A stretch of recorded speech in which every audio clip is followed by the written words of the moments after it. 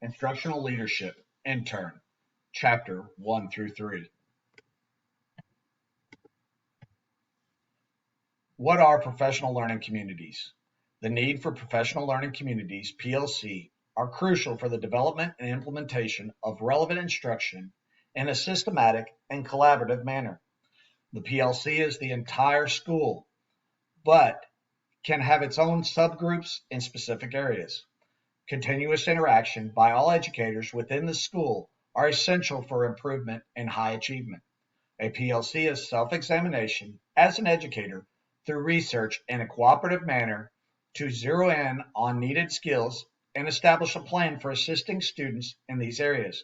This will lead to greater outcomes, skills, and test scores. The big ideas that drive the work. A focus on learning. A focus on learning enables all students to be given the information they need, presented in a method conducive for all of them to learn. This data is analyzed and broken down to reflect desired outcomes and ensure a positive result. This allows students and teachers to be continuous learners within the school environment. Collaborative culture and collective responsibility. Working together, teachers create plans and methods to reach all students. By working in conjunction with subgroups, teachers and administrators take responsibility and ownership together. Results orientation. Using data to lead all teaching strategies and determining advancement or reteaching. This should never be a feeling or intent driven. PLC process requires a culture that is simultaneously loose and tight. Loose. The PLC is loose in that it offers freedoms to be creative and make decisions for what is deemed beneficial to the students for progress.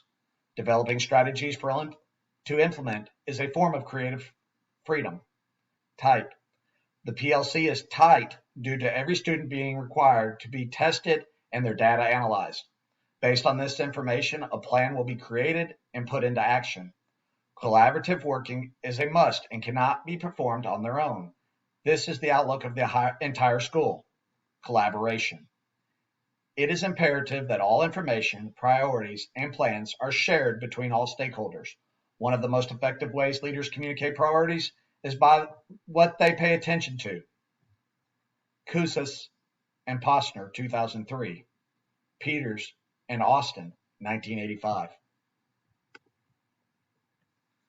Case study, Clarifying Our Purpose, Part 1. Principal Dion just returned from a seminar over PLCs.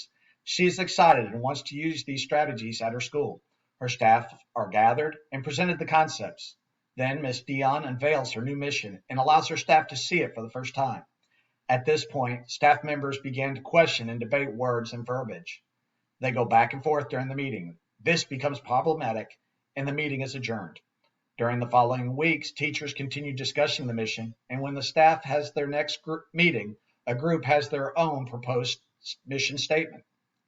Ms. Dion did not care for the word chance in the new mission, instead of committing to help all students.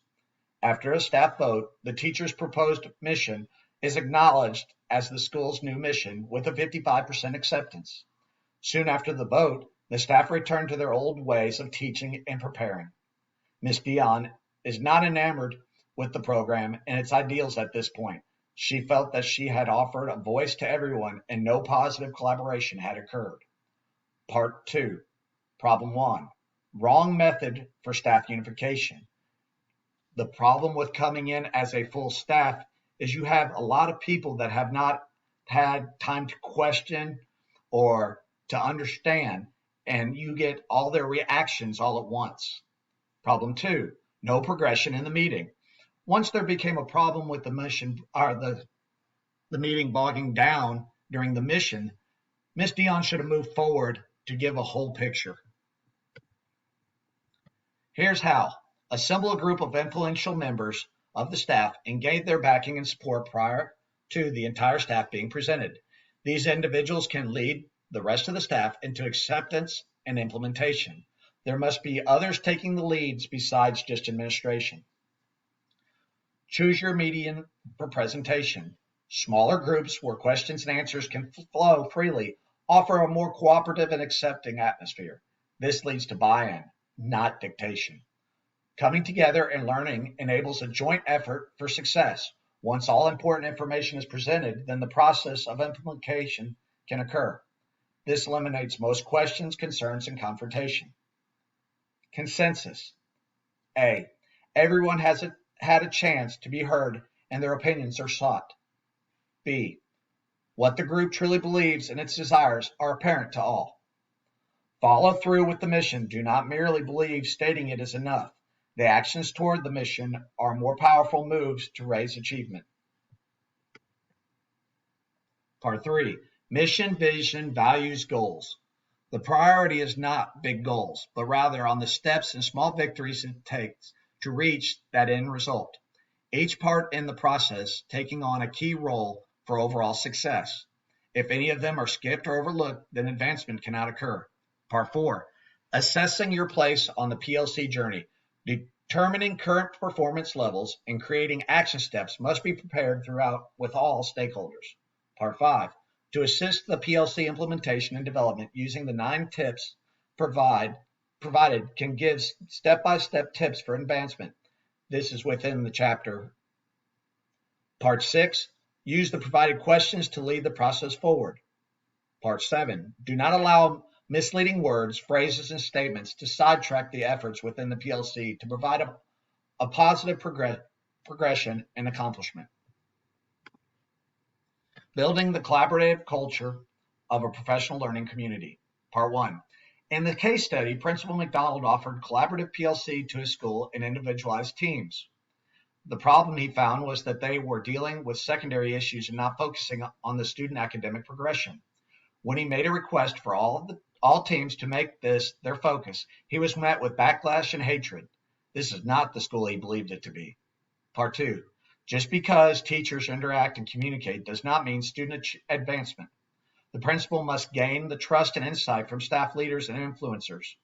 This can lead to open conversations toward desired outcomes by the principal. The purpose from leadership must be clear and concise. Another key is to establish teams that are aligned in commonality and productive structure. Examples of these types of teams can come from same course and grade level, vertical teams, electronic teams, interdisciplinary teams, or logic links. Part 3. Allowing time for all participants in a team to have established time for interaction that cannot be taken. There are a variety of techniques and plans that can be used for this goal. A need to overcome feelings of inadequacy in order to grow and learn are essential for educators. Examples of this can be common prep, parallel scheduling, before and after school planning, and shared planning time. Part 4. Once you have reached a point where your team are set and progressing, it is important to seek out the next steps and actions. Part 5. When looking at what is next, here are some aspects that must be revisited always and often. Make teams that make sense. Have time set aside. Everyone has authority at some point in the group. Use facts to support actions. Give essential materials. Monitoring and evaluating the team never stops. Have teachers lead and demonstrate. Teams should be able to communicate with each other, and positives are shined in a positive light and made aware. Part 6. Use provided questions to lead the process forward. Part 7. Do not let teachers be deemed as less essential or allowed to not be involved. This can lead to negative reactions within the building. Also, make sure everyone is working in a group, involved, and knows the process.